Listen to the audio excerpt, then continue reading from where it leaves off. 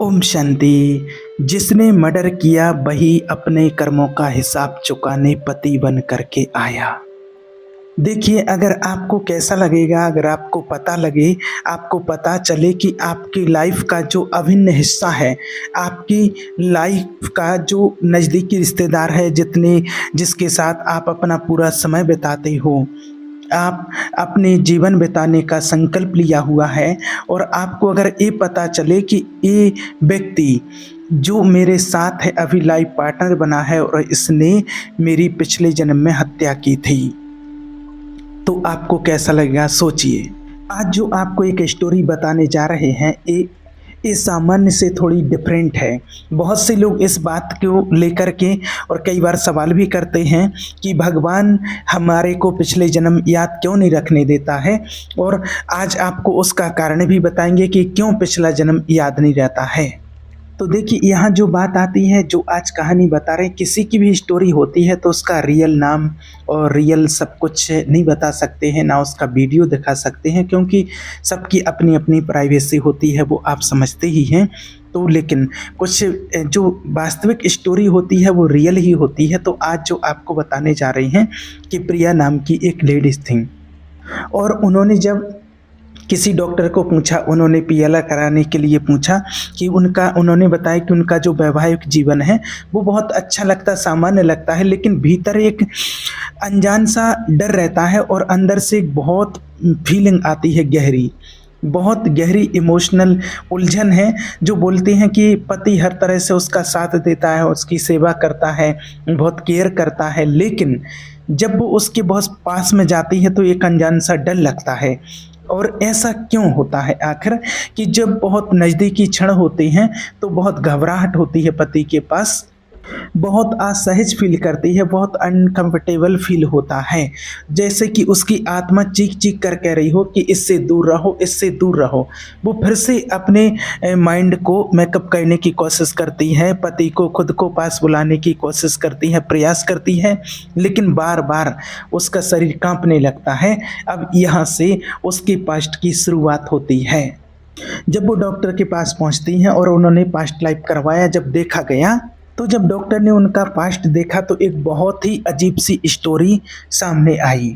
ये लेडी जो बात थी, ये बात निकली उनके 1894 की,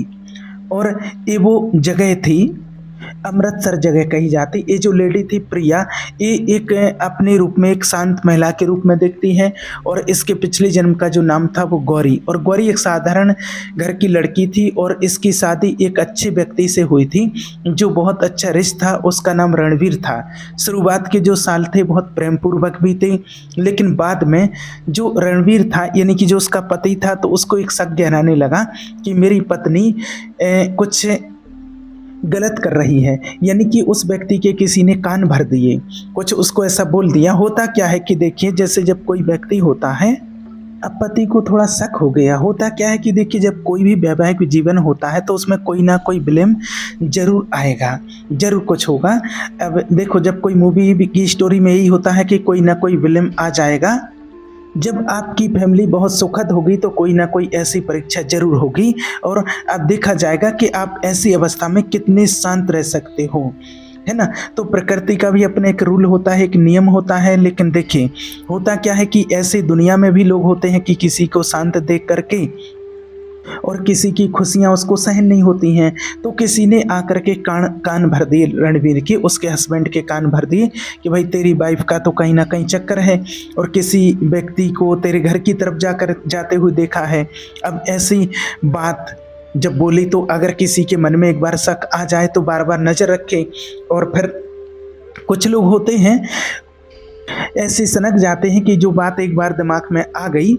अब फिर होता क्या है ऐसे कि माना एक ने बोला, फिर दूसरे ने बोला, तुम्हारे घर की तरफ कोई आता है, तुम्हारे घर कोई आता है, कोई बात ऐसी बोल दी, हाँ मैंने उसको साथ देखा था,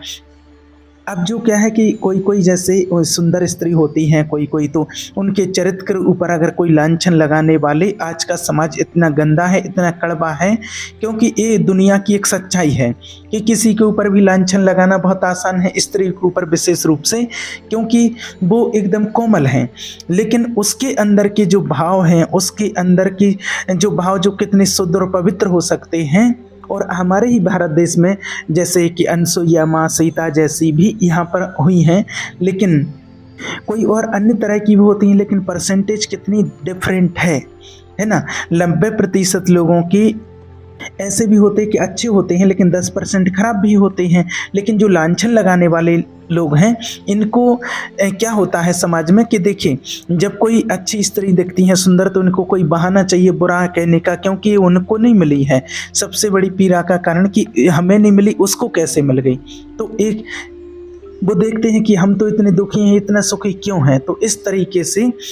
ऐसी हरकत की, और ये व्यक्ति, उसका पति उसके बहकावे में आ गया, और जब 2-4 बार भड़काया गया तो बाद में उसने समझ में आ गया, तो इसने गुस्से में आकर के इसने क्या किया, क्योंकि अच्छा ही राजकीय परिवार था उनका, जब उसके पति को एकदम शक गहराया तो वो क्या किया, उसने ज़बरदस्ती कमरे में ले गया, ज़बरदस्ती कमरे में ले गया और कमरे में बंद करके उसका गला घोंट करके उसको मार डाला। बड़ा तकलीफ, सोचिए कि अपना ही पति अपने ही घर में मार डाला उसको। अब इसने नाटक ऐसा किया कि उसको लग रहा है उस लेडी को कि उससे प्रेम कर रहा है, लेकिन उसने गला दबाया और उसको मार दिया। अब सोचो, ये जो घटना घटी, ये तो गई, इसने तो अपना जीवन वहीं पर लॉस्ट कर दिया, खत्म हो गया। अब इसके पति को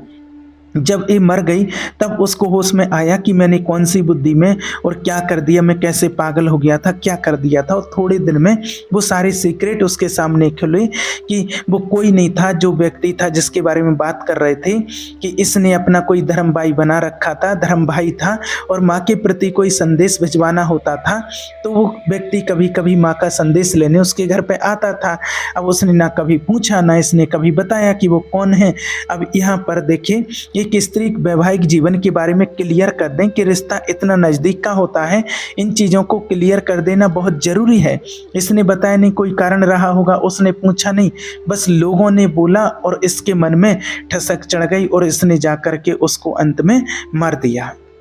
अब इतना भयानक जो परिणाम हुआ, जो थोड़े दिनों में उसकी मृत्यु के बाद, थोड़े दिनों में जब इसकी परतें खुलना शुरू हुई कि अरे ये तो कोई था ही नहीं, वो तो सारे चिट्ठे खुल गए कि इसने तो ऐसा दूर दूर तक कोई गलत काम नहीं किया, ऐसे कोई गलत नियत नहीं थी। अब इसके बाद उसके हस्बैंड जो रणबीर को जो इतना पछतावा हुआ कि मैंने एक कितना बड़ा गुनाह कर दिया, वो रोया, खूब रोया, चीखें मार मार करके खूब रोया, और कुछ समय तक तो पागलों जैसे हो गया कि मैंने कितना बड़ा गुनाह कर दिया है क्योंकि उनकी नीयत कोई खराब नहीं थी और वो आत्मा कोई ऐसे अशुद्ध अपवित्र नहीं थी, बस लोगों के कारण भड़क गई। आप भी इस बात को याद रखना, इस बात को अच्छे से, अपने कान के कच्चे मत बनना, क्योंकि बहुत लोग ऐसे हैं अपने नज़दीक की चीज़ों के ऊपर दूसरों के कहने से शक करने लगते हैं, अपने लोगों पर, अपनी पति पत्नी को पर या अन्य किसी के कारण दूसरों के कहने पर शक करने लगते हैं। अब अपने दिमाग को खुला नहीं रखते, बस कानों को खुला रखते हैं। बात ये है कि देखिए, खुला दिमाग को होना चाहिए, दिमाग से सोचना चाहिए, देखना चाहिए कि क्या है, क्या गलत है, क्या डिसीजन क्या होता है, होना चाहिए, लेकिन कानों को खुला रखते हैं, दिमाग को बंद रख लेते हैं। दूसरों ने कुछ भी कहा और बस कानों को भड़काया और भड़क गए, कबाड़ कर बैठे, विनाश कर दिया, और विनाश करने के बाद में दुखी हो रहे हो। दूसरों की कही बातों पर इस तरह से विश्वास नहीं करना और इमोशनल होकर कभी कोई गलत फैसला नहीं लेना, ये बहुत गलत परिणाम होता है। अब सोचिए, जब हुआ होगा तो कितना भयानक, कितनी तकलीफ हुई होगी। अब होता क्या है, अब इस जीवन में ऐसी आत्मा का जब रिव्यू होता है मृत्यु के बाद, जब आत्मा का हिसाब किताब सामने आता है, तो उस आत्मा को बहुत तकलीफ होती है, बहुत दुख होता है। उस टाइम पर जब शरीर छोड़ करके आत्मा जाती है, तो समझो कि हेल्पर एंजल उसके साथ में होते हैं जब जीवन की घटना को सामने रिव्यू किया जाता है। और ऐसी स्थिति में जब कोई आत्मा होती है कोई ऐसी, तो उस स्थिति में आत्मा को ही जज बना दिया जाता है और आत्मा से ही उस टाइम पर पूछा जाता है कि बताओ ऐसा किया तुमने, अब तुम क्या चाहते हो, और इस कर्म की जगह पर अगर तुम उसकी जगह पर होते तो तुम क्या करते, जिसको तुमने मारा है, जिसको तुमने तकलीफ दी, जिसके ऊपर अत्याचार किया, अगर उसकी जगह होते तो क्या करते। अब ये सारा प्रोसेस होता है कर्मों का हिसाब किताब, जिसको चित्रगुप्त कहते हैं ना, कि चित्रगुप्त वाला ही प्रोसेस है समझो। और आत्मा जब जाती है ऐसे कर्म करके तो एंजल उससे पूछते हैं, जैसे कि सामने टीवी चल रही हो, सब कुछ दिखाया जाता है कि जिसका कंट्रोल आपके पास में होता है, और पूछते हैं कि आपने ऐसा किया है, वो दृश्य दिखाया जाता है कि ऐसा किया है, अब आप इसका क्या रिजल्ट दोगे, अब क्या चाहते हो। अब उस आत्मा से ही पूछा जाता है,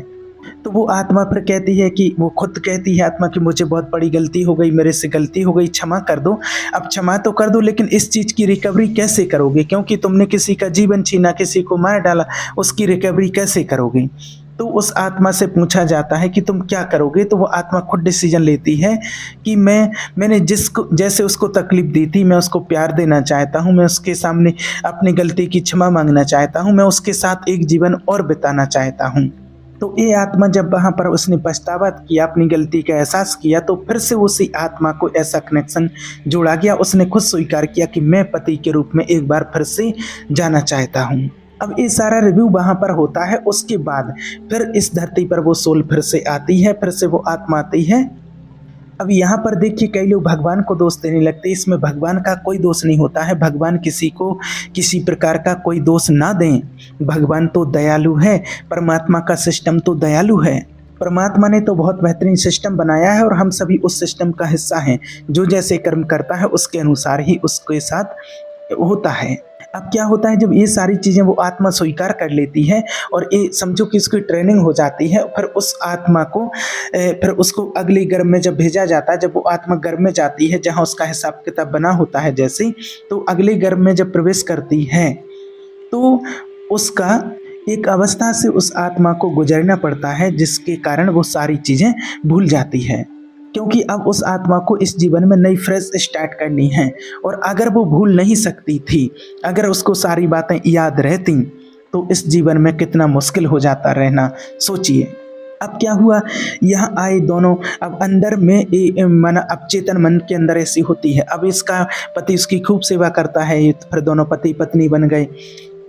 अब उसको अंदर में वो याद नहीं है ऐसा, लेकिन लगता है कि मुझे इसकी खूब सेवा करनी है, मैंने इसको प्रसन्न करना है, इसको खुश रखने का प्रयास करना है। ऐसे भी हो सकता है, ऐसा भी होता है कोई आपके प्रति बहुत समर्पित हो, तो हो सकता है क्या पता कि उसका स्वभाव हम नहीं जानते हैं। अब इसको जब याद आती है, वो कहती है कि मेरे साथ ऐसा किया था इसने। अब उस व्यक्ति के दिमाग में उस टाइम पर वही गंदगी चल रही थी जो लोगों ने भड़का दिया था ना, तो बात तो लोगों के भड़काने की है ना, तो लोगों के कहने से भड़के अपनी बात को, अपनी वाइफ को खुद ही मार डाला। तो कितना दुखद है, कितनी पीड़ादायक बात है। तो कर्म का सिद्धांत अब देखिए ऐसे काम करता है। और जब प्रिया को PLR में बात पता चलती तब उसको बहुत तकलीफ होती है, और उसने कहा मैंने क्या झेला, इतनी पीड़ा हुई उसको, और मैंने कितना दर्द सहा। जब उसके मन को ये बात पता चली, उसको कितनी पीड़ा हुई। अब उसने जान लिया कि पिछले जन्म में ये मेरा पति रणवीर था जिसने मुझे मारा था, और हर बात में वो सुरक्षा करता, सेवा करता, केयरिंग है, सब कुछ है, लेकिन पिछले जन्म का इम्प्रेशन वही का वही। तो ऐसे ऐसे केस भी आते हैं। तो फिर उसको बताया गया कि आप उनके लिए माफ़ कीजिए जो भी हुआ है, और वो पिछले जन्म का हिसाब किताब था, वो अभी आपके साथ चुकाने के लिए जो आया है, तो उसको माफ़ कीजिए। तो देखिए यहाँ कहने का मतलब ये है सिर्फ कि जहाँ कोई भी गलती करता है, किसी के साथ कोई भी हिसाब किताब बनाता है, तो वो कर्म साथ नहीं छोड़ता है, वो कहीं ना कहीं उसका हिसाब किताब लेने के लिए वो आत्मा जरूर आती है, कहीं ना कहीं किसी न किसी जन्म में उसको जरूर वो चुकाना पड़ता है। इसलिए आपसे बार बार बस यही कहते हैं, अपने कर्मों पर अटेंशन दीजिए, कर्म ध्यान से कीजिए, क्योंकि कर्म कभी किसी को माफ़ नहीं करता है। ओम शांति।